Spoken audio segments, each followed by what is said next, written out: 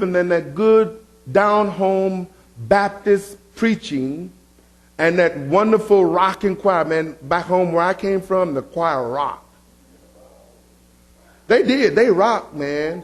And then they get their little moves. And before you know it, the congregation is rocking with them. See, they don't rock much up north. I remember the first time I went back to the church and the choir was singing, and 800 people in the congregation. And I'm the only one up, and folks are looking at me like, must be from down south.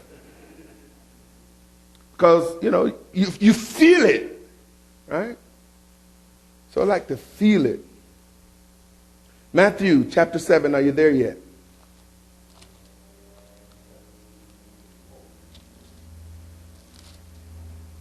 The second thing you want to do to keep from being deceived is you don't go beyond what is written. You don't go beyond what is written. Let me share something with you about, let me at least read this to you. Got all these notes. Rambam, which is one of the most noted rabbis, he introduced his introduction to the Mishnah. Look at what it says.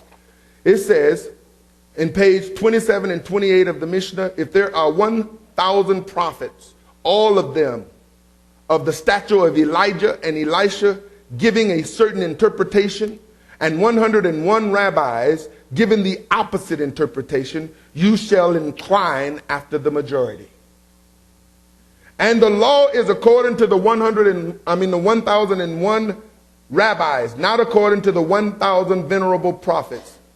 And thus our sages said, by God, if we heard the matter directly from the mouth of Joshua the son of Nun, we would not obey him, nor would we listen to him. We'll listen to the rabbis.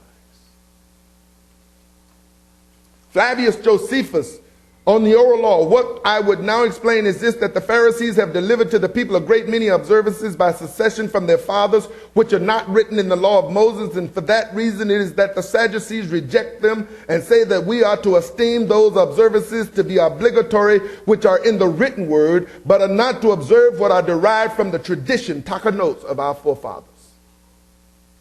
And what had happened is that they are now confronting the Marcions and the takanotes, or the traditions and teachings of the elders, and holding to the scripture. Finally, Matthew chapter 7, I shared that with you before. Messiah says in Matthew chapter 7, he said in verse, thought I had it there. Matthew chapter 7, verse number 12, or verse number 13, go in through the narrow gate, for the gate that leads to destruction is wide and the road broad and many travel in it. But it is a narrow gate and a hard road that leads to life, and only a few find it. He switches conversations, beware of the false prophets. And then in verse 21, not everyone who says to me, Lord, Lord, will enter the kingdom of heaven. Only those who do my Father's will, or what my Father in heaven wants. On that day, many will say to me, Lord, Lord, didn't we prophesy in your name? Didn't we expel demons in your name? Didn't we perform many miracles in your names? Then I will tell them to their faces, I never knew you. Get away from me, you workers of lawlessness. What is he saying? You didn't keep Torah.